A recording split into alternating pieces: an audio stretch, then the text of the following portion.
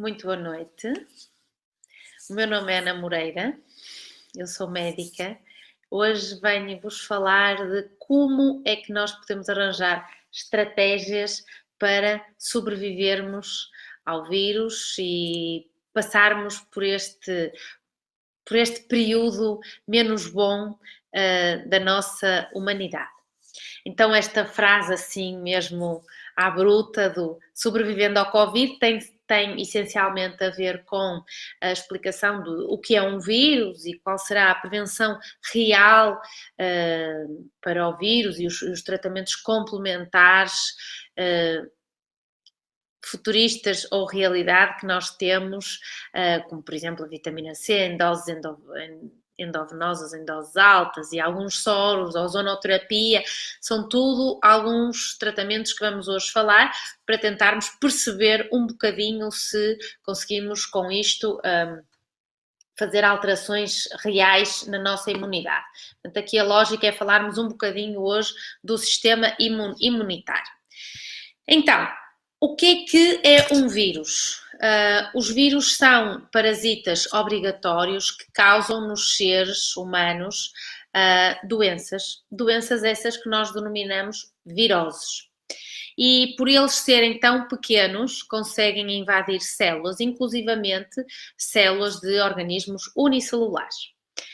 Então, os vírus possuem uma cápsula, e a cápsula é feita de proteína, onde fica o material genético desses seres, e esse material genético vai sofrer modificações, ou seja, mutações, com frequência, levando, portanto, ao aparecimento de variedades, digamos, de subtipos de um mesmo vírus.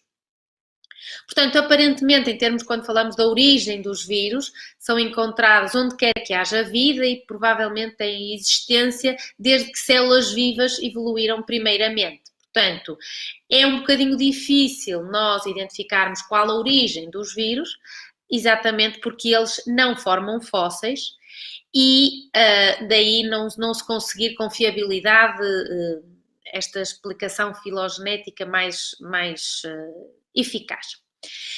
Sabemos que existem inúmeras técnicas moleculares que se fiam na disponibilidade do DNA ou do RNA viral antigo, mas a grande maioria tem menos de 90 anos de idade.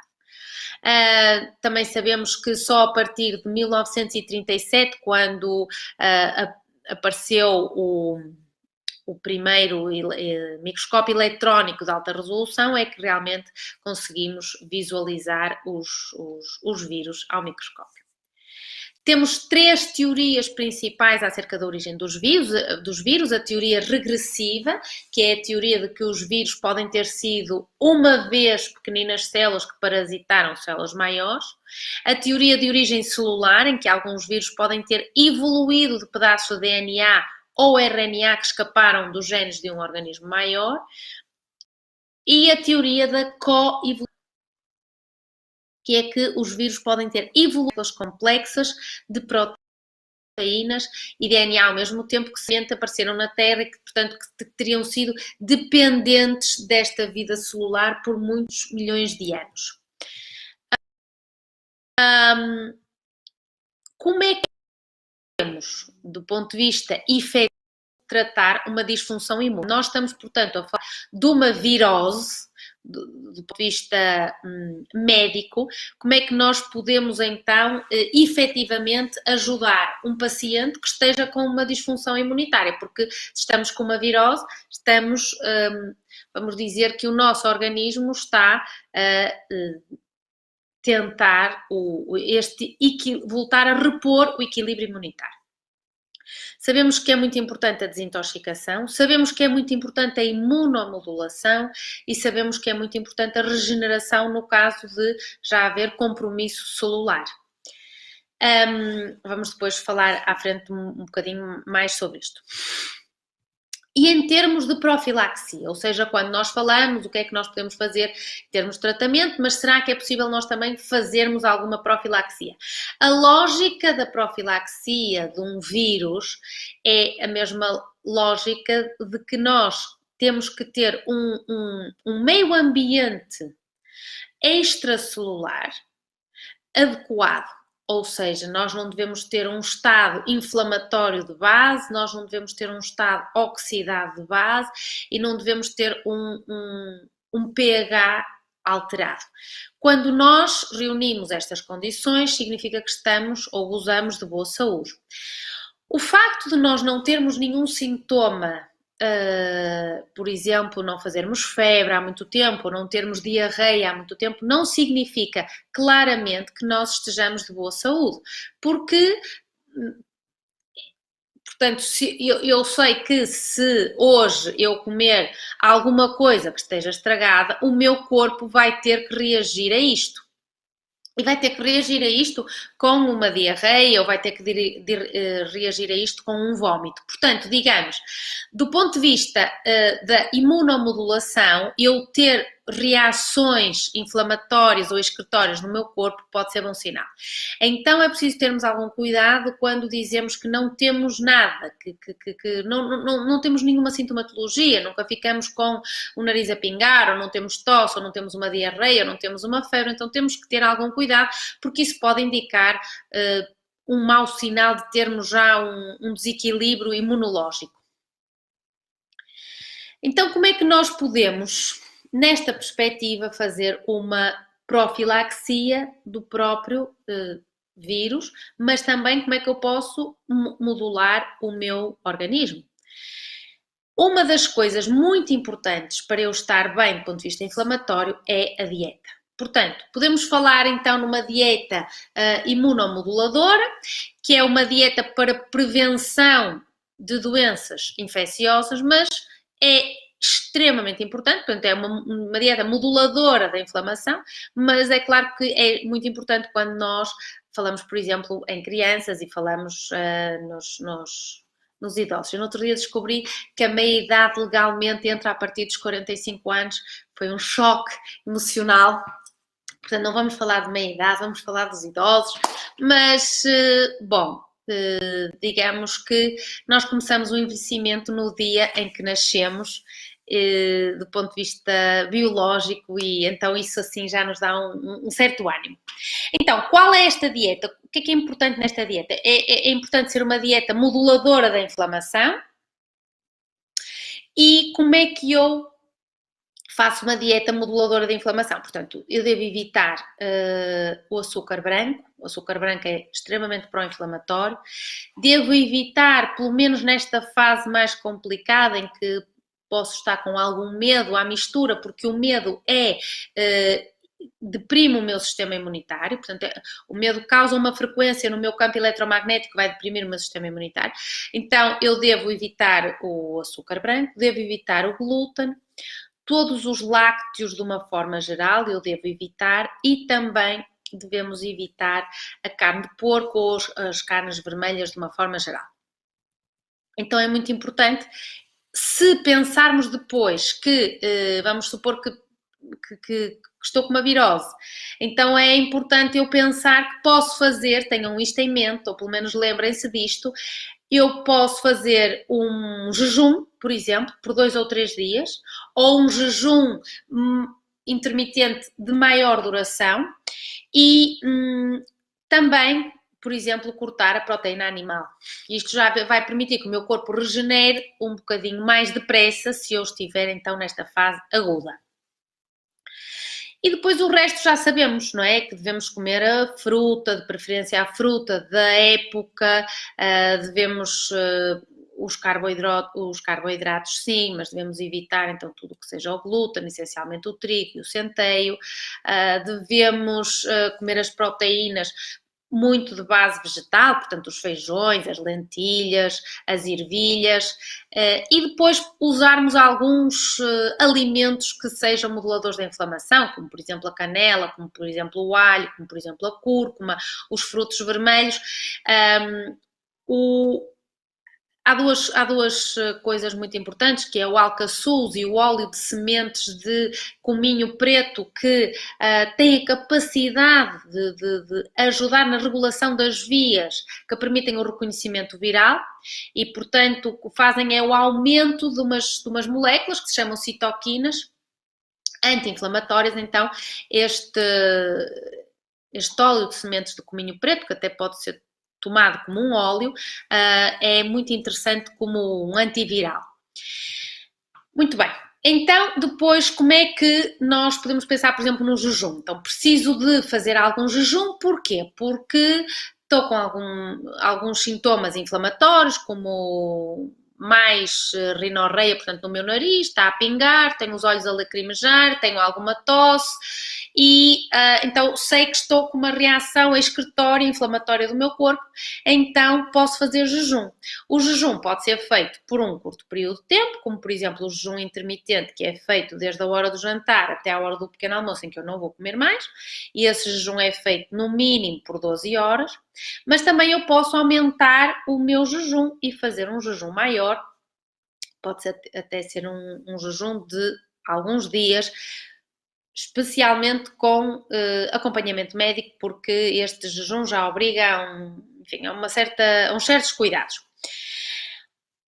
O jejum atenua a inflamação do modo geral, melhora supostamente, aquilo que tem sido os últimos artigos, é que inclusivamente o jejum consegue aumentar-nos a esperança média de vida.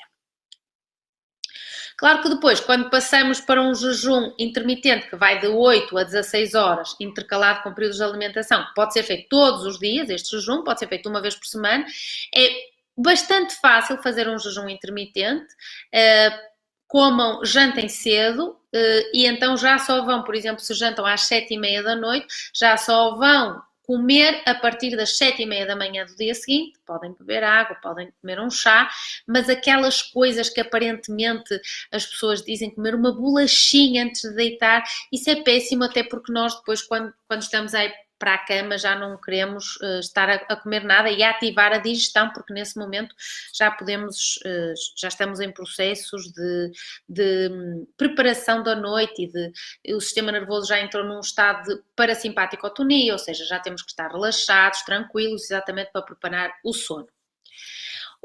Há um jejum que é o jejum médico, que esse aí já pode ser de 3 a 7 dias, que deve ser com acompanhamento médico, pode ser feito em algumas clínicas que são especializadas para isso, essencialmente em doenças crónicas graves ou tumores, e no início de um processo de desintoxicação, e este jejum é muito importante e é muito interessante. O jejum favorece a imunomodulação exatamente porque desregula o processo inflamatório e, portanto, é muito interessante neste aspecto. Além de que é uma forma de restrição calórica e a restrição calórica pode ser uma estratégia para o anti-envelhecimento, além de uma estratégia moduladora da inflamação.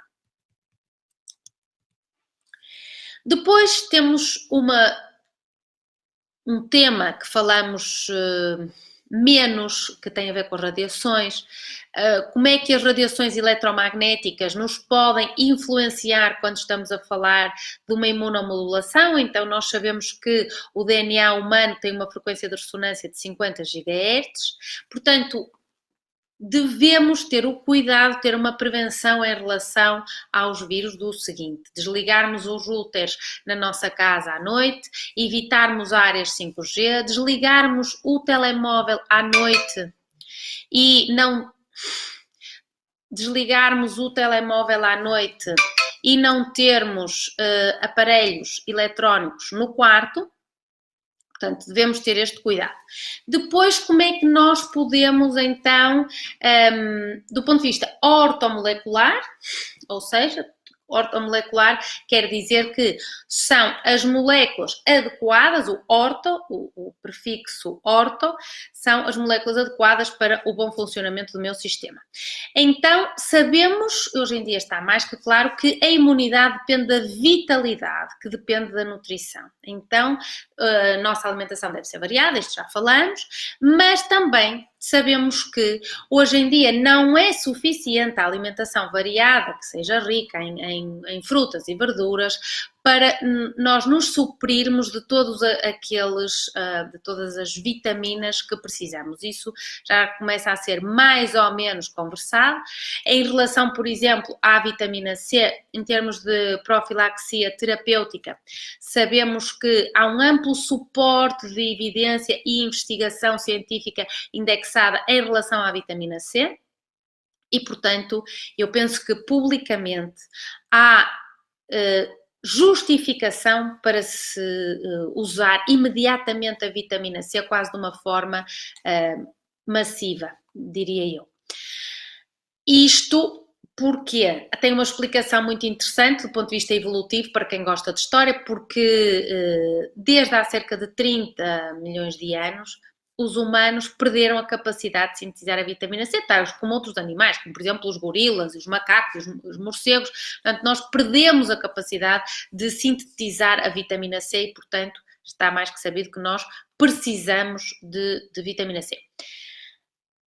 Interessantíssimo é ver que já existem alguns artigos, nomeadamente artigos de 2020, portanto completamente recentes, em que falam nas aplicações possíveis de altas doses de vitamina C na prevenção e na terapia da infecção por coronavírus. Então eu aconselho-vos a irem, por exemplo, ao Jornal de Resistência Antimicrobiana, onde vão encontrar um artigo que fala exatamente na aplicação de altas doses de vitamina C. Portanto, o que se sabe é que, aparentemente, a terapia com doses elevadas de vitamina C, por via endovenosa, reduz drasticamente a necessidade elevada de corticoides, que podem complicar o curso da doença. Então, podia ser interessante, nomeadamente, começarmos a utilizar a vitamina C endovenosa, mas aqui, como estamos a falar de uma situação que é para uso de todos os que nos estejam a ouvir, então aconselho, além da dieta que,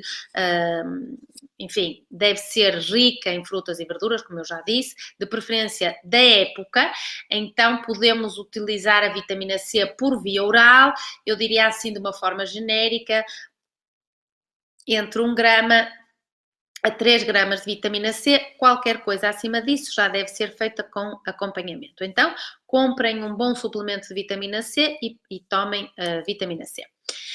Depois, podemos falar também na vitamina D. A carência de vitamina D é relacionada diretamente à gravidade da infecção viral, então nós queremos ter uns níveis adequados, altos de vitamina D no nosso sangue, então sabemos que também nos podemos suplementar com vitamina D, suplementar com vitamina A, que são importantes para o funcionamento do sistema imunitário.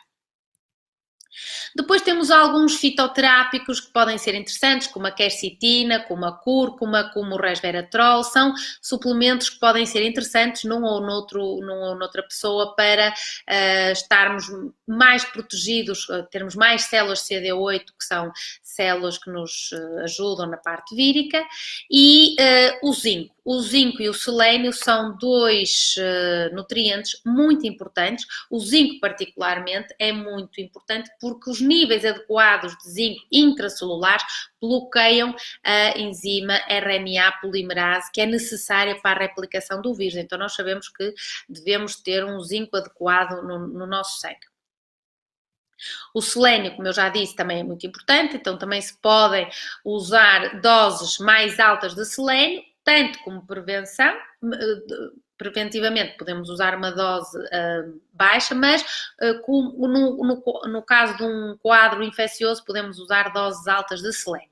Depois também sabemos a melatonina, eu sou muito fã da melatonina, embora haja algumas opiniões, eu continuo a ser um bocadinho fã da melatonina, porque sabemos que a melatonina ajuda a modular aquilo que se chama o inflassoma. Então, o inflassoma é o conjunto do que é o estado inflamatório global do nosso...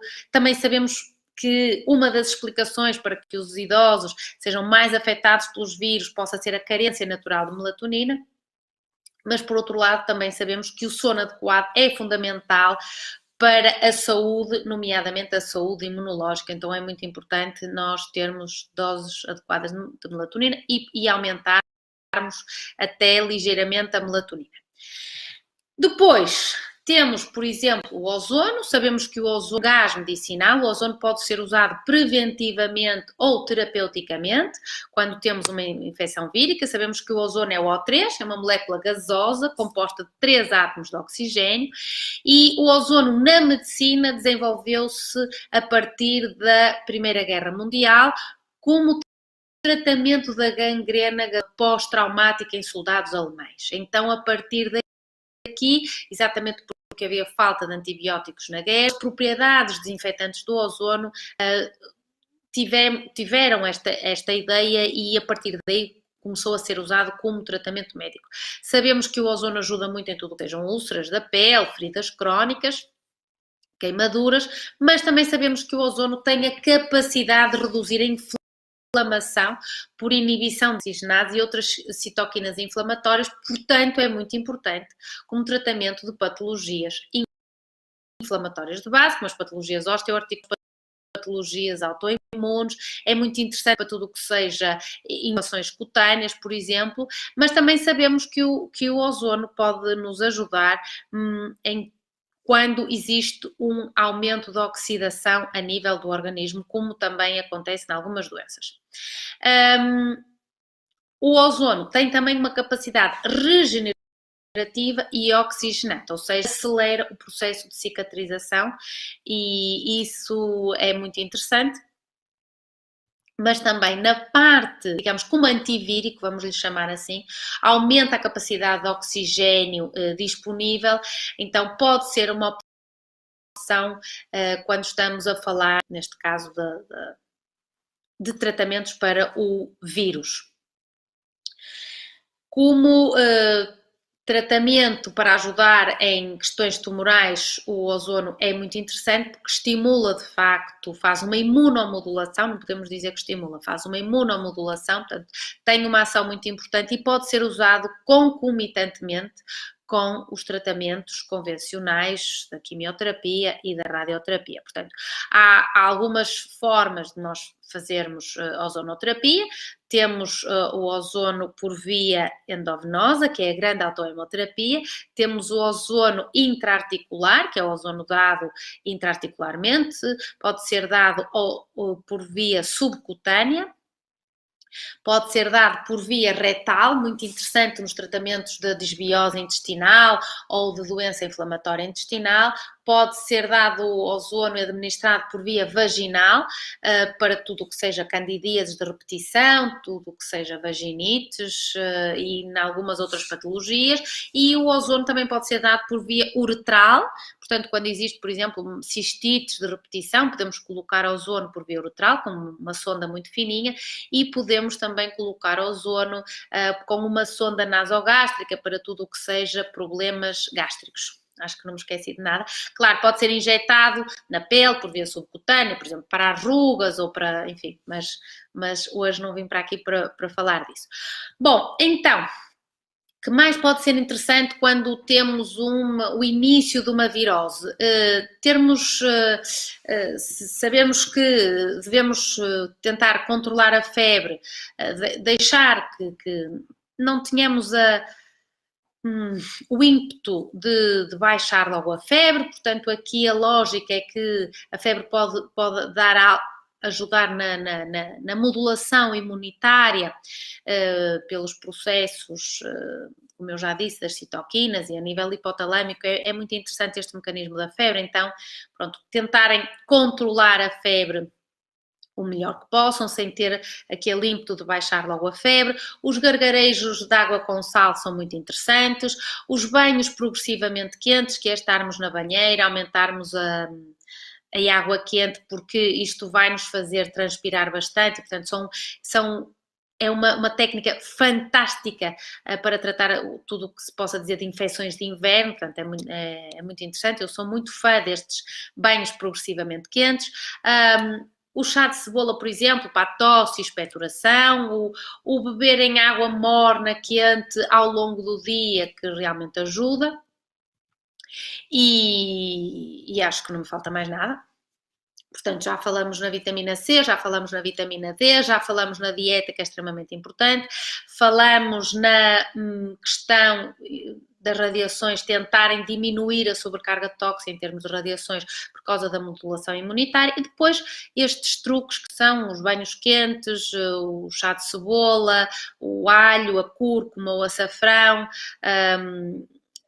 o alcaçuz, o óleo de cominho preto, que são realmente importantes para nos ajudar a dar um certo impulso imunológico. E, por último, termos o cuidado de estarmos o mais tranquilo possíveis. Eu sei que o tema dominante aqui é o medo, sei que do ponto de vista daquilo que as pessoas nos vão contando, o não saber o que vai acontecer, como eu já disse, há um ano, quando eu fiz a primeira palestra exatamente sobre o Covid e como é que seriam os vírus, o sistema imune, se forem ler a história, sabemos que existiram várias epidemias ao longo da história, e, portanto, isto que nos tranquiliza de uma certa forma, sabemos que dura 1 a 2 anos, que é a progressão natural, e, portanto, acho que aquilo que devem evitar é ter medo.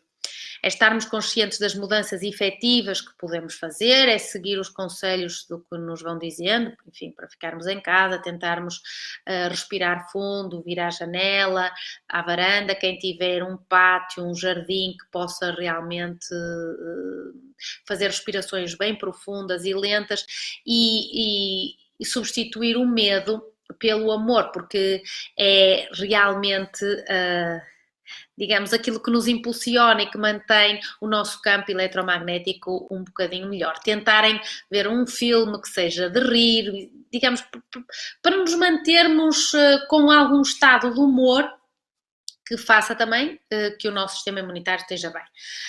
Cada vez existem mais doenças virais, quase todas as pandemias mais recentes a nível mundial são virais, portanto, nós sabemos isso da história e, portanto, será muito importante que nos preocupemos em fazer verdadeiras alterações dos nossos estilos de vida, que isso é que, sem dúvida, vai fazer a diferença e vai fazer com que possamos estar mais protegidos e fazer com que a nossa família possa estar mais protegida.